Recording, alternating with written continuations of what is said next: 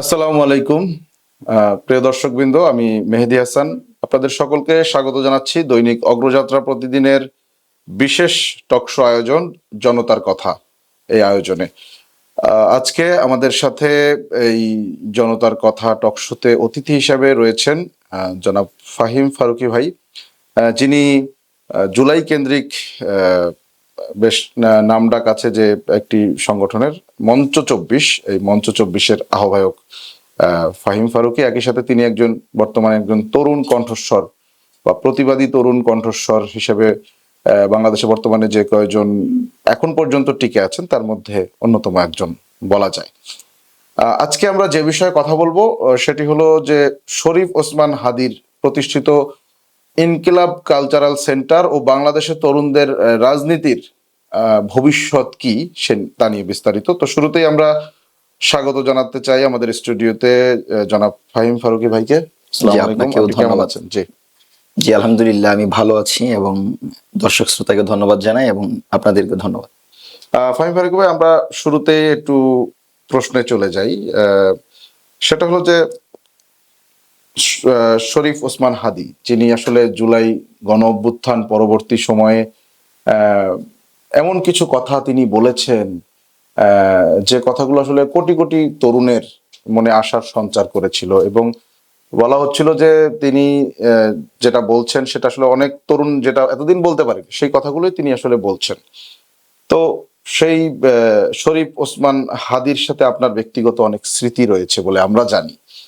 আপনি যদি আপনার জায়গা থেকে বলেন যে তার সাথে আসলে আপনার ব্যক্তিগত স্মৃতি নিয়ে কিছু কথা বলেন আমাদেরকে, এবং তার রাজনৈতিক দর্শন আপনি কিভাবে দেখেছেন, আপনি কিভাবে রিয়ালাইজ করেছেন যে তার রাজনৈতিক দর্শন কি ছিল, সে বিষয়ে আপনার ব্যক্তিগত মতামতটা যদি একটু বলেন। জি ধন্যবাদ। দেখেন, শহীদ শরীফ ওসমান হাদী হচ্ছে একজন ক্ষণজন্মা বিপ্লবী। আমার সৌভাগ্য হয়েছে যে শহীদ শরীফ ওসমান হাদীর সাথে আমি দীর্ঘ 15 মাস রাজনীতি করার সুযোগ পেয়েছি, এবং আমি মনে করি ওসমান হাদীর রাজনৈতিক ক্যারিয়ারের মূল সময়টাই ছিল এই 15 মাস, জুলাই পরবর্তী 15 মাস। তো সবচেয়ে বড় স্মৃতিটা হচ্ছে যখন ওসমান হাদী ময়মনসিংহ সফরে যান, তখন ময়মনসিংহে ইনকিলাব মঞ্চের কেউ ছিল না, এবং আমি একজন তরুণ এবং খুবই ছোট বয়সে। তারপরেও ওসমান হাদী আমাকে দায়িত্ব দেয় আমি যেন ময়মনসিংহ সমন্বয় করি।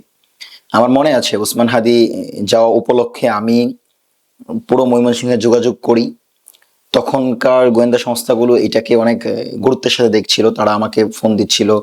তো আমার জায়গা থেকে হয়তো আমার প্রথম অভিজ্ঞতা ছিল, আমার কাছে একটু কষ্ট হচ্ছিল। তখন আমি ওসমান হাদীর সাথে পরামর্শ করি। তো ওসমান হাদী আমাকে তখন একটা কথা বলেছিল যে আমরা যে লড়াইটা করছি এটা ব্যক্তি ওসমান হাদীরও না, কোনো দলের না, কোনো গোষ্ঠীর না, এটা বাংলাদেশের জুলাই জনতার একটা লড়াই। এই আজাদির লড়াই, আমাদের ভয়ের কিছু নাই।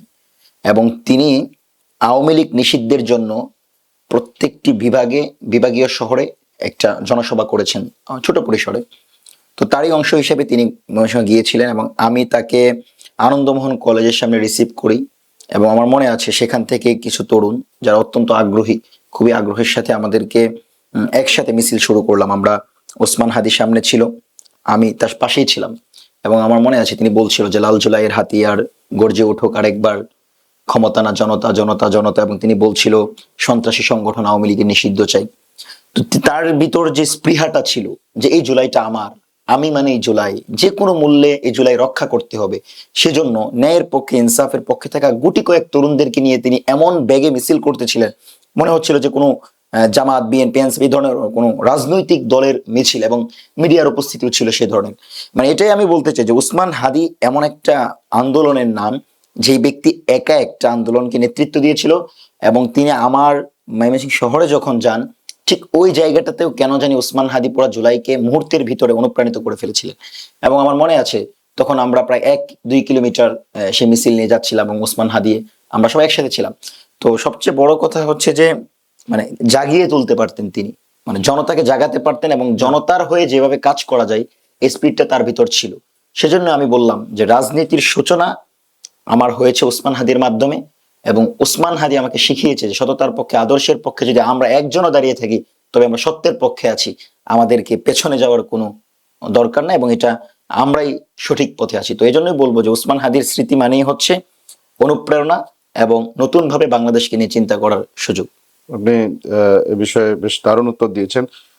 কিন্তু দুঃখজনকভাবে আমরা সম্প্রতি একটা বিষয় দেখলাম, শরীফ ওসমান হাদির প্রতিষ্ঠিত ইনকিলাব কালচারাল সেন্টার, সেটি নিয়ে তার বেশ স্বপ্ন ছিল। সেই স্বপ্নগুলোর কথা তিনি কিন্তু প্রায়ই সামাজিক যোগাযোগ মাধ্যমে শেয়ার করতেন, এবং তিনি বেশ কিছু তরুণদের নিয়ে যে আড্ডাগুলো হতো, রাজনৈতিক আড্ডা, দর্শন নিয়ে আলোচনা, এই বিষয়গুলো কিন্তু তিনি ইনকিলাব কালচারাল সেন্টারে করতেন, এবং এটি নিয়ে তার বেশ স্বপ্ন ছিল বলা যায়, এবং এটা আগাচ্ছিল দারুণভাবেই। তো এরপরে একটা গত 2025-এর ডিসেম্বরে তিনি শহীদ হন।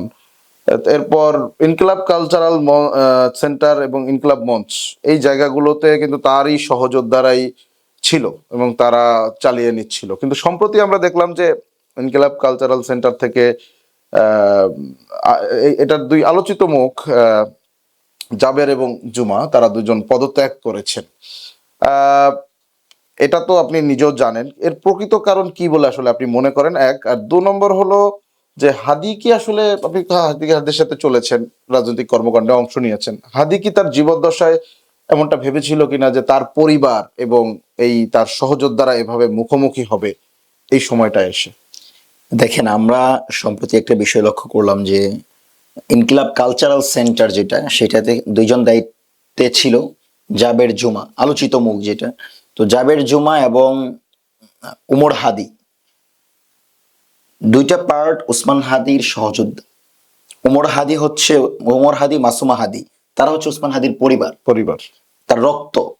এবং জাবের জুমা হচ্ছে উসমান হাদির সহযোদ্ধা। এবং এই কালচারাল সেন্টারটা পরিবার এবং তার সহযোদ্ধা সবাই মিলে পরিচালনা করবে, এটা ভেবেই কিন্তু ওসমান হাদি বলেছিল যে আমি যদি মৃত্যুবরণ করি, আমার পাশে দাঁড়ানো ভাই বোনের এই আন্দোলনকে চালিয়ে নেবে। প্রশ্ন হচ্ছে, পাশে দাঁড়ানো বলতে কাকে বুঝিয়েছেন? আমি দায়িত্ব নিয়ে বলছি, ওসমান হাদি যে বক্তব্য দিতেন, যে অনুষ্ঠান করতেন, যে স্ক্রিপ্ট লিখতেন, এই প্রত্যেকটা তার ভাই উমর হাদির তৈরি করা। এবং আমার মনে আছে শহীদি সমাবেশ, আমরা সবাই দাঁড়িয়ে আছি, ওসমান হাদি আমাকে নিয়ে গিয়ে বললেন যে এই হচ্ছে আমার ভাই, সে তোমাদের ভলান্টিয়ারদেরকে দিক নির্দেশনা দিবে কিভাবে প্রোগ্রাম বাস্তবায়ন করতে হবে। তার মানে এই পেছনের কারিগর উমর হাদি কিন্তু এই আন্দোলনের অন্যতম অংশীদার। অর্থাৎ তার পরিবার থেকেই কিন্তু সে আন্দোলনটা শিখেছে, এবং পরিবার তাকে এই আধিপত্যবাদ বিরোধী লড়াইয়ের ক্ষেত্রে অনুপ্রেরণা দিয়েছে। তার মানে আপনি ওমর হাদিকে তার সহযোদ্ধা ছাড়া অন্য কোনোভাবে চিন্তা করতে পারেন না। পাশাপাশি জাবের জুমা হচ্ছে সেই ব্যক্তি, যখন ওসমান হাদি 5 জন নিয়ে দাঁড়াতেন, তখন জাবের জুমা ওসমান হাদিকে নিরলসভাবে পরিশ্রম করে ওসমান হাদির জন্য লড়াই করেছেন, তাকে সহযোদ্ধা হিসেবে ভূমিকা রেখেছেন।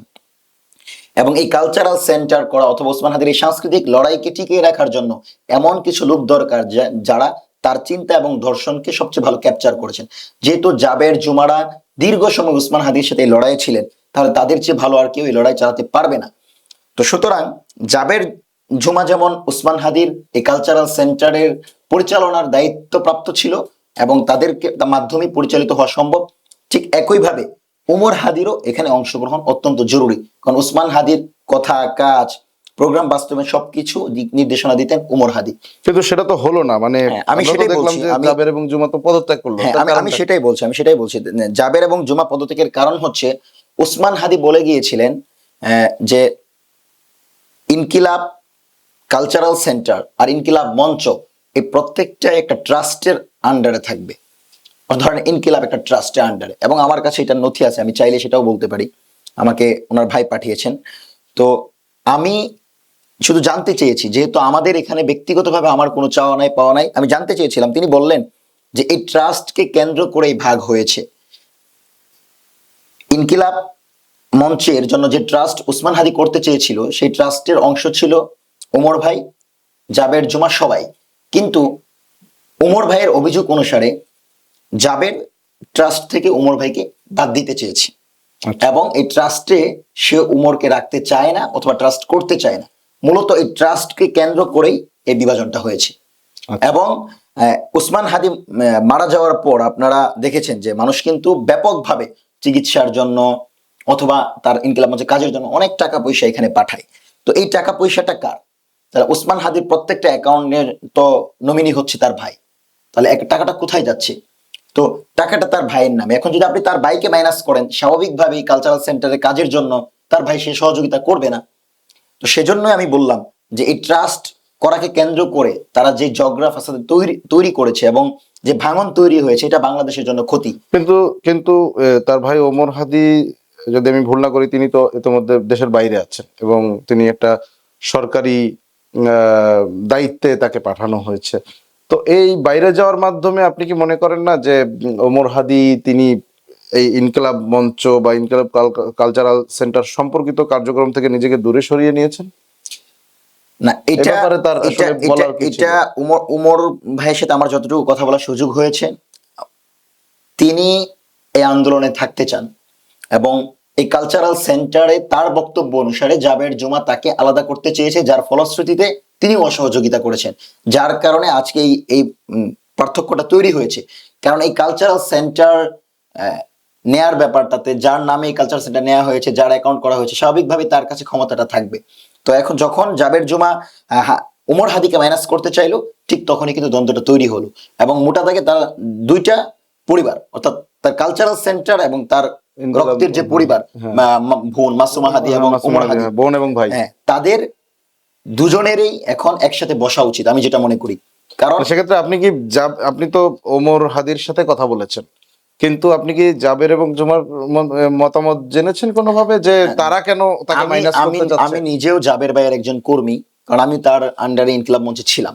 আমি জাবের ভাইয়ের সঙ্গে কথা এখন পর্যন্ত বলি নাই, বাট দু একদিন আগেও কথা হয়েছে, এ বিষয়ে হয় নাই। কিন্তু এতটুকু জানি যে জাবের জুমা হাদির লড়াইটাকে জারি রাখতে চেয়েছিল এবং এই হাদির লড়াইটাকে জারি রাখার জন্য তারা নিরলস পরিশ্রম করে যাচ্ছে। আপনি দেখেন এই সেন্টারটা কেন করা হয়েছে, যেখানে এই দেশে দীর্ঘ 16 বছর আওয়ামী লীগ কালচারাল আধিপত্যের মাধ্যমে বাঙালি মুসলমানের সংস্কৃতিকে দূরে রেখে ভারতীয় সংস্কৃতির আমদানি করেছিল, যেখানে ফ্যাসিবাদী কায়দায় শাহবাগ কায়েম করে জামাতের নেতাকর্মীদেরকে বিচার বহির্ভূতভাবে হত্যা করা হয়েছিল।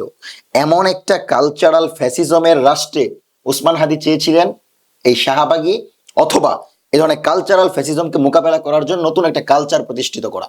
কারণ আমাদের তো বাঙালি মুসলমানের গর্বের কালচার আছে, তো সেই কালচারটা নিয়ে আসা এবং এই কালচারের ক্ষেত্রে আমরা হিজাবি বোনকে যেভাবে অ্যাড্রেস করতে চাই, ঠিক হিজাব ছাড়া বোনটাকে আমরা সেভাবে গ্রহণ করতে চাই। সবাইকে আপন করে নেওয়ার জন্যই কিন্তু ওসমান হাদির এটা।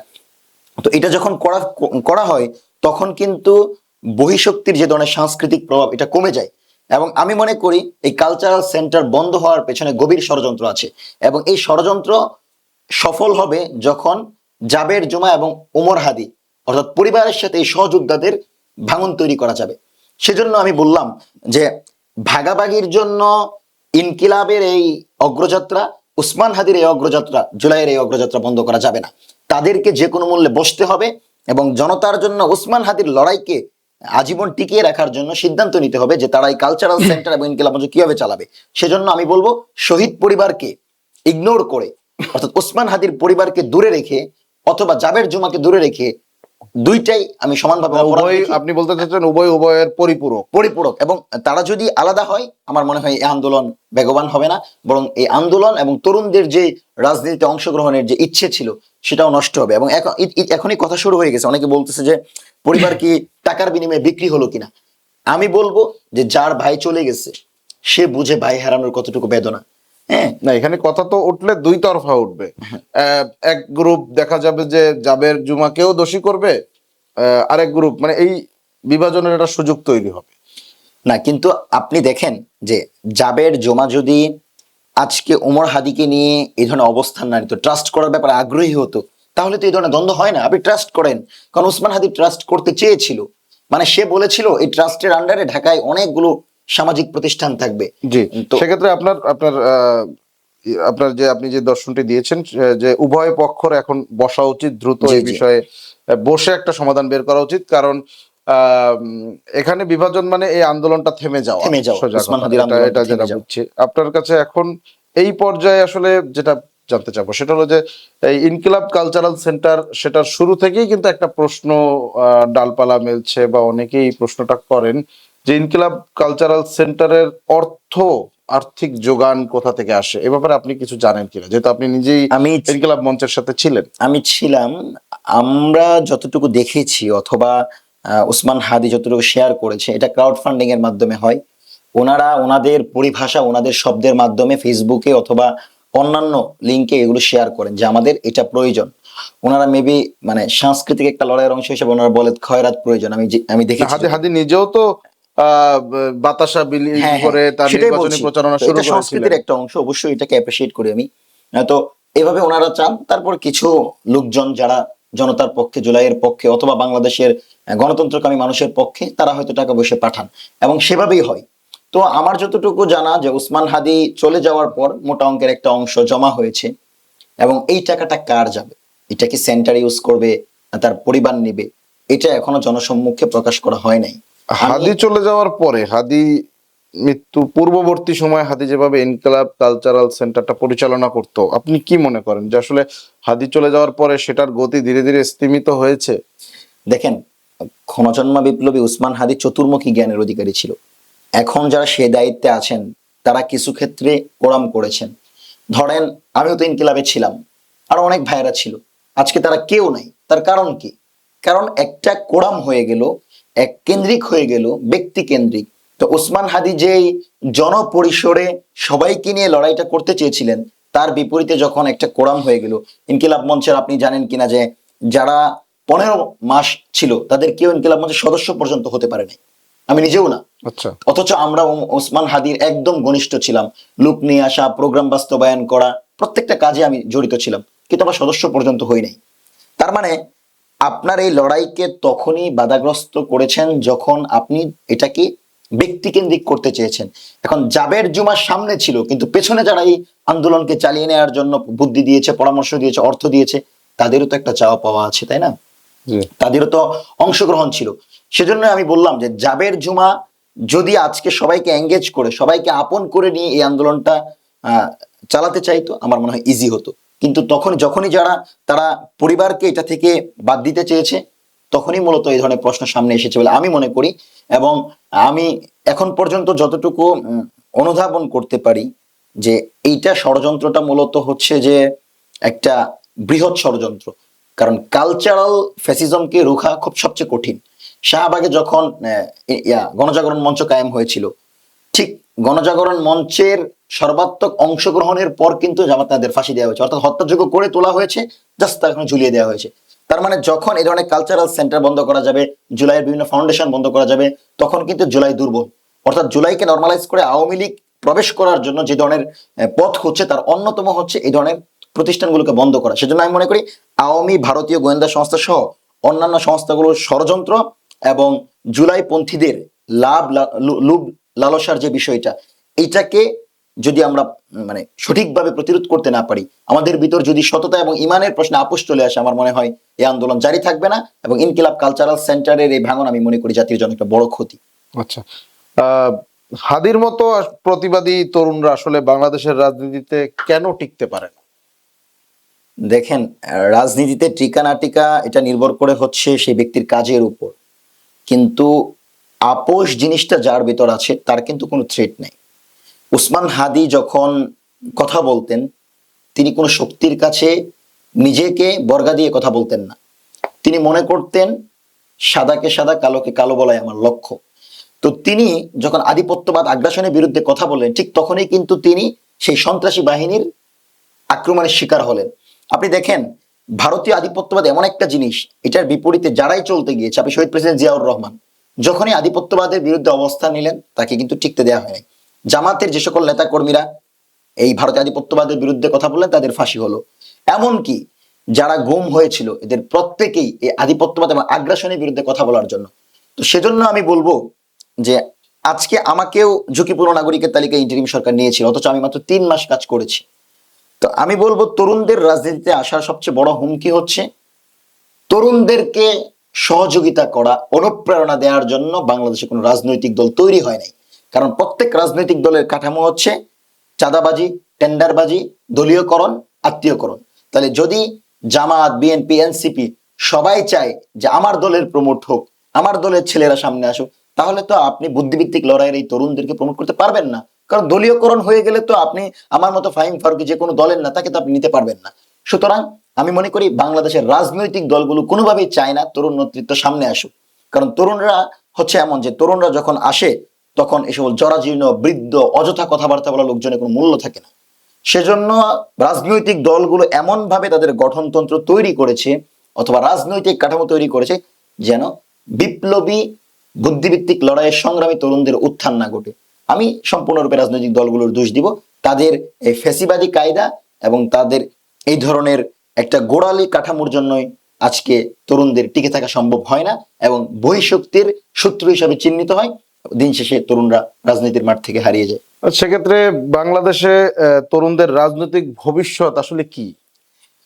দেখেন, একটা university first year second year একটা ছেলে রাজনীতি করবে, এটা বিগত 15 বছরে কল্পনাও করা যায়নি।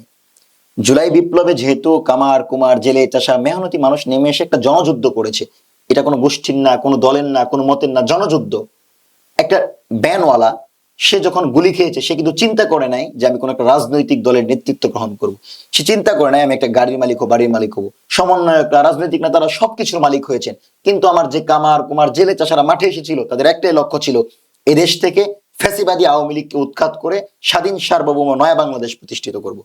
তো সেজন্যই বললাম যে নতুন তরুণরা তখনই রাজনীতিতে আসবে যখন এই ধরনের পরিবেশ তৈরি হবে। কিন্তু জুলাইয়ের পর পথ তৈরি হয়েছে, কিন্তু সেই পথটা সুগম না। এখন পর্যন্ত ওসমান হাদি হত্যাকাণ্ডের বিচার হয় নাই। তো যেখানে আমাদের তরুণ আইডল ওসমান হাদিকেই সরিয়ে দেওয়া হলো, বিচার হলো না, সেক্ষেত্রে আপনি কিভাবে আশা করেন আরো তরুণরা অগ্রগামী হবে? আমার মায়ের কুল খালি করার জন্য তরুণরা রাজনীতি করবে? তো সেক্ষেত্রে তরুণরা যদি রাজনীতি থেকে আবারও বিমুখ হয়, যেমনটা আগে ছিল, তাহলে আসলে বাংলাদেশের পরিণতি কি হতে যাচ্ছে? কারণ একটা দেশের তরুণরাই তো ওই দেশের প্রাণ। হ্যাঁ, দেখেন, তরুণরা সবসময় সত্যের পক্ষে, তরুণরা সবসময় আদর্শের পক্ষে। তারা কিন্তু দলের পেছনে ছোটে না, তারা একটা আদর্শের পেছনে ছোটে। তো যেভাবে হতাশা আছে ঠিক সেভাবে সম্ভাবনার কথাও আছে। কারণ জুলাইয়ের পর আমার মতো বহু তরুণ, প্রায় 200 সংগঠন আছে, তারা নেতৃত্ব দিচ্ছে। সেজন্য আমি বললাম যে তরুণদেরকে আসতে হবে। পৃথিবীর সকল চ্যালেঞ্জ মোকাবেলায় তরুণরা নেতৃত্ব দিবে। এদেশের প্রতি ইঞ্চি মাটিকে রক্ষা করার জন্য তরুণদেরকে শপথ নিতে হবে। কারণ তরুণরা যদি অগ্রগামী না হয় তাহলে সে সকল যারা বিভিন্ন রাজনৈতিক দলের রাজনৈতিক এজেন্ডা নিয়ে মাঠে এসেছে তারা সেভাবে দেশকে বিক্রি করবে, বাগবাটোয়ারা করবে। সুতরাং দেশের প্রশ্নে, জনগণের প্রশ্নে, মা মাটি মানুষকে রক্ষার প্রশ্নে তরুণদেরকে আসতেই হবে। যত বাধা থাকবে এই বাধাগুলোকে ভেঙে চুরে সীসাডালা প্রাচীরের মতো আমাদেরকে দাঁড়াতে হবে। এবং আমরা মনে করি তরুণরা জাগতে পারলে এদেশ অবশ্যই স্বাধীন সার্বভৌম একটা নয়া বাংলাদেশ হবে, যেখানে ফ্যাসিবাদী কায়দার পূর্ণ বিলুপ্তি ঘটবে। ধন্যবাদ। আপনার কাছে শেষ প্রশ্ন, আপনি নিজেও জুলাই কেন্দ্রিক একটি সংগঠনের আহ্বায়ক, যেটি মঞ্চ 24 নাম। তো আমরা দেখেছি জুলাই গণ অভ্যুত্থানের পরবর্তী সময়ে আসলে জুলাই কেন্দ্রিক অনেকগুলো সংখ্যা, সর্বশেষ যেটা দেখেছিলাম যে প্রায় 27টা সংগঠন হয়েছে। তা এতগুলো সংগঠন যে তৈরি হলো, এটাকে আসলে আপনি কিভাবে দেখেন এবং এর কারণে আসলে জুলাই ঐক্যে কোনো ফাটল ধরলো কিনা? দেখেন, ওসমান হাদি বলেছিল যে আমাদের অনেকগুলো ইনকিলাব মঞ্চ দরকার, কারণ আমি কথা বললে একটা ভয়েস তৈরি হবে, ঠিক আরেকটা ভাই যদি কথা বলে আরেকটা জায়গা তৈরি হবে। তো এটাকে আমি পজিটিভলি দেখি। কিন্তু জুলাইয়ের এখন পর্যন্ত মঞ্চ 24 এবং ইনকিলাব মঞ্চ ছাড়া কোনো প্রতিষ্ঠানকে আমি দেখি না, তারা মাঠে আসে না। এর অন্যতম একটা কারণ হতে পারে যে কিন্তু নামে তো আছে, নামে তো আছে। একটা সংগঠন যখন তৈরি হয় দেখা যায় যে একটা প্রেস রিলিজ পাঠায়, জি, এটা ইয়া দেয়। তো না, এভাবে আমি সেটাই বলছি। ধরেন অনেক সংগঠন আছে, কিন্তু আমার যেটা মনে হয় অনেক সংগঠন নিজেদের লাভের জন্য হয়েছে, নিজেদের পাওনার জন্য। সচিবালয় থেকে সচিবদেরকে সরাবে, সচিবালয়ের সামনে অবস্থান কর্মসূচি, সচিবদেরকে সরানো হচ্ছে না, সচিব দেশটা আন্ডারস্ট্যান্ডিং, টাকা পয়সা নিয়ে লুটপাট। তো জুলাইয়ে যদি আপনি আমাকে বলেন যে জুলাই যোদ্ধারা মানে খুব ভালো সততা আদর্শ, আমি বলবো এটা ভুল। যে এই ছেলেটার পাঞ্জাবি কেনার টাকা ছিল না, সে যদি আজকে গুলশান বনানীতে থাকে তাহলে আমি তাকে সন্দেহ করি সে কিভাবে থাকে। না, এই বিষয়টা নিয়ে তো শরীফ ওসমান হাদি সর্বপ্রথম আওয়াজ তুলেছিল যে টাকা নিয়ে এটা ওটা ভাঙাভাঙি বা ইয়া করা হচ্ছে, অদল বদল, তাহলে ঠিক আছে আমিও কন্টাক্ট নিব, আমিও তাহলে ভেঙে গুড়িয়ে দিয়ে আসি। এই বিষয়টা সবার আগে আলোচনায়, কিন্তু জুলাই বিক্রির যে বিষয়টা, এটা কিন্তু সবার আগে আলোচনায় ওসমান হাদি এনেছিলেন। তো এটার কারণে তিনি আসলে বিরাগভাজন হয়েছিলেন কিনা আপনার জানা মতে? না, এটা তো আমি আপনাকে আজকে এটা বলি, জানি না কি হবে, সবচেয়ে সিক্রেট কথা, যে ওসমান হাদিকে এনসিপির নেতাকর্মীরা শাহবাগে মাইক দেয় নাই। ওসমান হাদি বক্তব্য দিবে সেই সুযোগ তারা দিবে না, এবং আমরা তাদের সাথে ধস্তাধস্তি করেছি, মারামারির পর্যায়ে ছিল। এবং এনসিপির এখন যে সকল নেতারা উসমান হাদিকে বিক্রি করে তারা সরাসরি উসমান হাদি বিরোধী ছিল। সেজন্যই বলবো, এই যে মুনাফিকি চরিত্র, যারা উসমান হাদির বিরুদ্ধে ছিল, যারা ডানপন্থার বিরুদ্ধে ছিল, আজকে সবচেয়ে তারা আল্লাহর ওলি, আজকে সবচেয়ে উসমান প্রেমী। আমি সেজন্যই বলছি, হাদিকে চরমভাবে বিক্রি করা হয়েছে এবং হাদি ব্যবসা এমন ভাবে করা হয়েছে যে হাদির সহযোদ্ধারা যেখানে বিচার চাচ্ছে, সেখানে বুইফুর সংগঠন, এনসিপির কত কিছু নেতা কর্মী এই হাদিকে বিক্রি করে বাংলাদেশে উসমান হাদিকে নর্মাল করে দিয়েছে। যেই হাদি একটা আদর্শ, যেই হাদি একটা ক্ষণজন্মা বিপ্লবী, তাকে নর্মাল করে দিয়েছে। এবং আমি আপনাকে এটা দায়িত্ব নিয়ে বলছি, উসমান হাদির অগ্রগতি এনসিপির বহু নেতা কর্মী সহ্য করতে পারে নাই। আজকে ঢাকা ৮-এর যে সকল এনসিপির নেতা কর্মীরা উসমান হাদিকে নিয়ে গর্বের সাথে বলে তারা উসমান হাদির সহযোগী ছিল না। কিছু ক্ষেত্রে তারা এই ধরনের মন্তব্য করেছে যে ব্যানার ধরে লোক নাই, তারা কি ধরনের আবার আন্দোলন করে। আমাকে বলেছে যে আরে তুমি তো ব্যানার ধরে রাখো উসমান হাদির, এটা কি ধরনের। তো এই হচ্ছে অবস্থা, যে এই ধরনের মুনাফিকি চরিত্র রোল প্লে করতেছে আমাদের নতুন রাজনৈতিক নেতারা। সেজন্যই বললাম যে জুলাইকে বিক্রি করা হচ্ছে, জুলাইকে দামাদামি করা হচ্ছে এবং এই জুলাইকে নর্মালাইজ করার পেছনে কিছু কুশীলব কাজ করছে এবং এই কুশীলবরা তারাই যারা এখন ইনকিলাব কালচারাল সেন্টারে ভাঙন তৈরি করেছে। আপনাকে অনেক অনেক ধন্যবাদ। আসলে আপনি যে কথাগুলো আজকে মুক্তভাবে বললেন, মূলত আমাদের এই টকশোর নাম জনতার কথা, আমরা জনতার কথাগুলো মুক্তভাবে প্রকাশ করতে চাই, কোনো ধরনের সেন্সর ছাড়াই। সেগুলো হয়তো অনেক তরুণরা দেখেছেন, তরুণ দর্শকরা দেখেছেন এবং হয়তো এটি দিয়ে তারা আপনার কথা শুনে তারা বেশ ধারণাও পাবে। আসলে অগ্রযাত্রা প্রতিদিনের দর্শকদের উদ্দেশ্যে যদি কিছু বলেন এবং আমরা এর মাধ্যমে সমাপ্ত করব। জি। অগ্রযাত্রা প্রতিদিন তো আমার দেখা অনুসারে খুবই সাহসী সাংবাদিকতা করেন, যে ক্ষেত্রে নবনির্বাচিত মন্ত্রীদের অপকর্মকেও তারা তুলে ধরতে কুণ্ঠাবোধ করে নাই। সেক্ষেত্রে আমি অগ্রযাত্রা প্রতিদিনকে মনে করি জুলাই পরবর্তী বাংলাদেশের মানে মিডিয়া অঙ্গনের সেনানায়ক হবে যদি তারা এই পথে থাকে। আমি বলবো, সাংবাদিকতায় আমরা জামাতি মিডিয়াও চাই না, বিএনপির মিডিয়াও চাই না, আমরা বাংলাদেশি মিডিয়া চাই। বাংলাদেশি মিডিয়ার প্রতি যারা থাকবে আমাদের সর্বোচ্চ সাপোর্ট তাদের পাশে থাকবে। এই মিডিয়া আমাদের দর্পণ, জুলাইয়ের দর্পণ, বাংলাদেশের দর্পণ। এই মিডিয়াতে যেন স্বচ্ছ, সুন্দর, সাবলীল এবং নিরপেক্ষ সংবাদ উপস্থাপন হয়। আমি অগ্রযাত্রা প্রতিদিনের কাছে সে আহ্বান করব এবং দর্শকদেরকে বলবো, আপনারা এমন মিডিয়াকে বেছে নেন যে মিডিয়া আপনার কথা বলে, পৃথিবীর কোন শক্তির কাছে পরোয়া না করে সত্যটাকে সত্য, মিথ্যাটাকে মিথ্যা হিসেবে উপস্থাপন করে। আশা করব অগ্রযাত্রা প্রতিদিন সে পথেই থাকবে। যতদিন সে পথে থাকবে জনগণ তার সাথে থাকবে। পথ বিচ্যুত হলে জনগণ কখনোই কোনো ফ্যাসিবাদী কাঠামোকে সমর্থন করবে না। ধন্যবাদ ফাহিম ফারুকী আপনাকে। দর্শক এতক্ষণ শুনলেন জনতার কথা টকশো এবং আমরা শুনছিলাম ফাহিম ফারুকের কথা। তো আজকে এখানেই বিদায় নিচ্ছি, দেখা হবে নতুন কোনো বিষয় নিয়ে জনতার কথায়। ততদিন পর্যন্ত ভালো থাকুন, সুস্থ থাকুন।